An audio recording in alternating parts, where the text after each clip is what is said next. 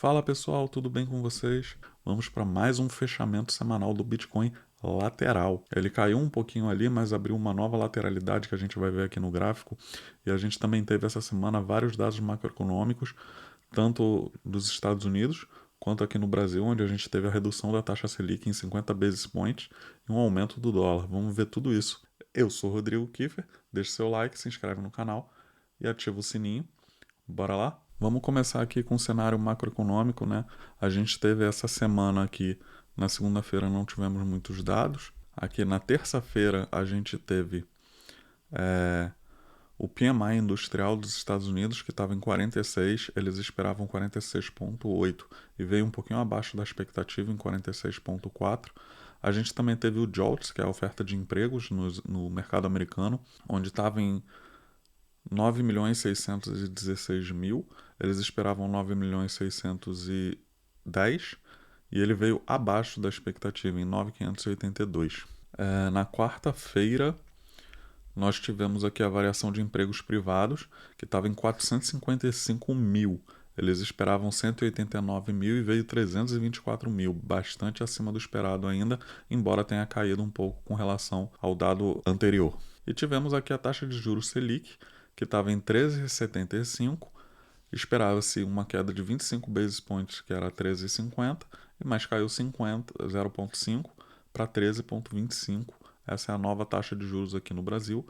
E a gente acabou tendo um aumento do dólar aí, o dólar subiu um pouquinho essa semana, muito provavelmente por conta dessa taxa de juros aqui, que caiu, e o Brasil começa a ficar talvez um pouquinho menos interessante do que investir nos Estados Unidos, já que a taxa de juros nos Estados Unidos está subindo, né?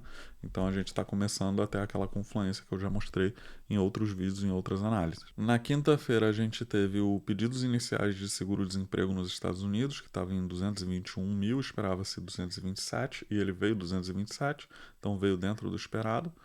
O PMI do setor de serviços estava em 54,4, esperava-se 52,4, ele veio 52,3, um pouquinho abaixo do esperado. E o PMI de não manufaturado, né, que estava em 53,9, esperava-se 53, ele também veio um pouco abaixo da expectativa em 52,7. E na sexta-feira o tão aguardado payroll, né, que estava em 185 mil, esperava-se um aumento para 200 mil, mas ele veio em 187, acima do anterior, mas abaixo do esperado. Além disso, a taxa de desemprego nos Estados Unidos caiu, estava em 3,6%, esperava-se manter 3,6%, mas ele caiu para 3,5%. Os dados do CME, 87% do mercado espera que na próxima reunião do Fed ele mantenha a taxa de juros atual de 5,25 a 5,50 e 13% acredita que já vai ter uma nova alta já em setembro. O Fed ele teve 3 reuniões, ele teve um aumento da taxa de juros, depois ele manteve a taxa de juros, depois ele aumentou de novo. Então, uma boa parte do mercado espera que ele vai manter. Na última reunião da FONC, ficou muito claro que tudo dependeria dos dados macroeconômicos que eles teriam ali durante o período entre uma reunião e outra. Né? No caso, vai depender muito dos dados macroeconômicos entre agora agosto e 20 de setembro, para eles decidirem se vão aumentar ou não a taxa de juros. Agora vamos para os gráficos aqui. Eu vou mostrar para vocês aqui o cenário da Nasdaq. Eu já tinha mostrado para vocês esse canal de alta da Nasdaq com uma alta bastante grande desde o início do ano. Agora a Nasdaq veio para baixo do canal, né? Novamente, ela já tinha vindo aqui nesse período aqui de abril e voltado para o topo e havia se mantido acima do meio do canal. Agora ela veio para essa correção. A gente vê aqui que esse fundinho do canal ele conflui com o pivô de alta aqui que foi feito, né, com esse fundo anterior, mas aqui ele teve esse fundo aqui na metade do canal, ele chegou a subir, ele perdeu essa região agora, então a próxima região seria nessa região dos 14.964, seria o próximo suporte aqui para a Nasdaq. O S&P aqui, o E-mini de futuros, né, que é o contrato futuro do S&P, como se fosse um mini índice aqui do Brasil, né, ele também perdeu a metade do canal de alta que ele vinha desde o início do ano também, e a gente vê aqui que o próximo ponto a ser buscado é os 4.433 pontos, que bate mais ou menos aqui com a região de fundo do canal também. E no RSI ele está vindo bastante abaixo aqui, Se a gente olhar, ele está fazendo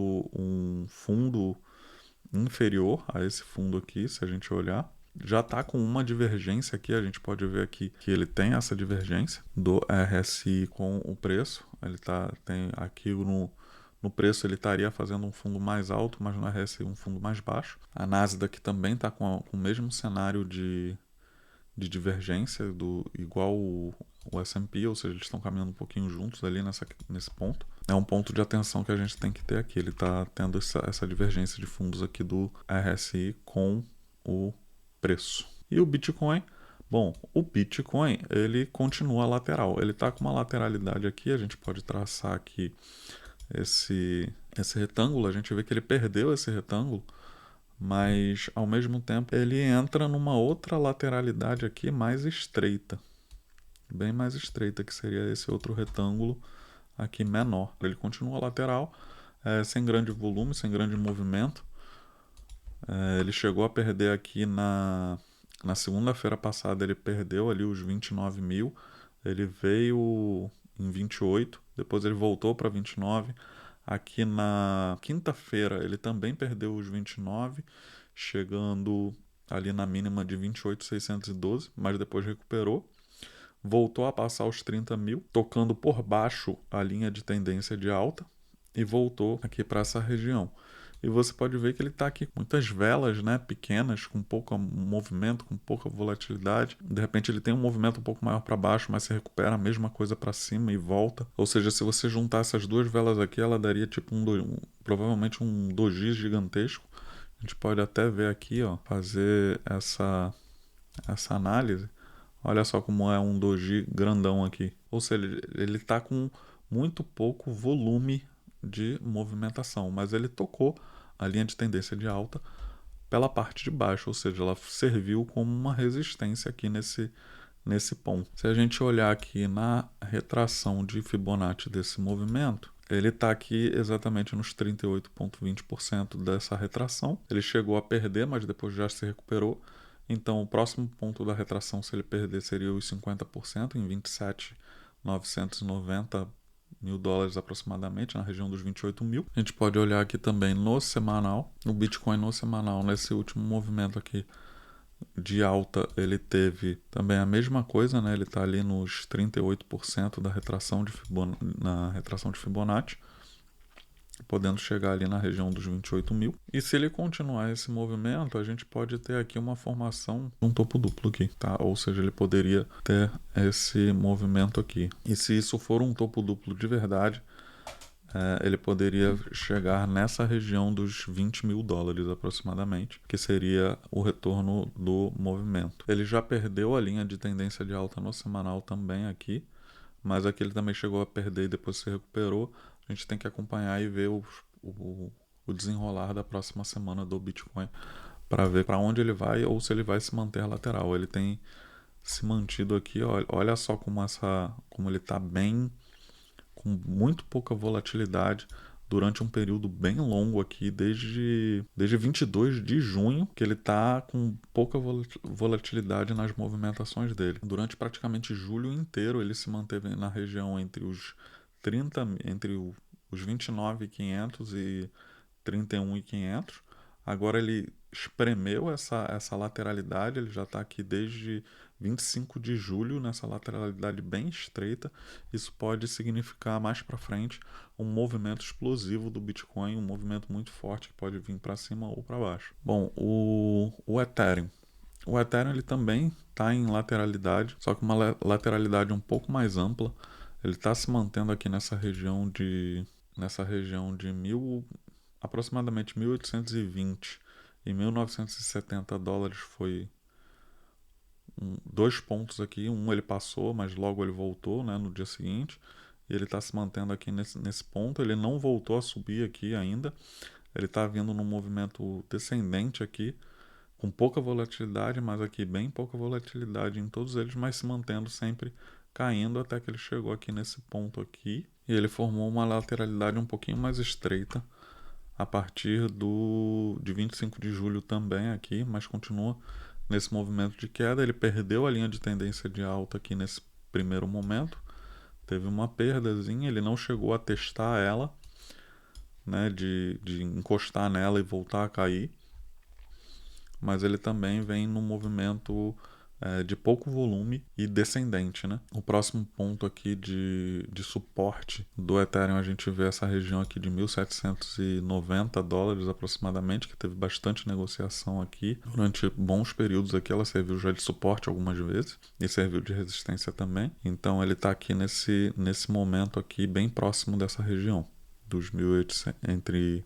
1.790 e 1.800 dólares. O Bitcoin também está numa região bem com bastante movimentação aqui. Ele está nesse momento no que poderia ser um suporte aqui nessa região, né, bem próximo aqui. No Ethereum a gente pode ver também a retração de Fibonacci desse último movimento, que eu vou considerar esse movimento aqui, e ele já está aqui na região de 50% de retração de Fibonacci dessa máxima aqui. No semanal, ele está aqui encostando na linha de tendência de alta do semanal, ele já perdeu aqui esse topinho, ó. A gente pode ver aqui que ele já está aqui, ó, num movimento de descendente, né, ele não conseguiu superar essa resistência nos 2.100 dólares, 2.100, quase 2.200 dólares, e ele está aqui na linha, exatamente na linha de tendência, né? Tocando nela agora nesse momento. Com essa região aqui como principal suporte do preço, os 1.700 dólares, que se ele perder, que provavelmente vai bater com essa média de 200 semanal aqui,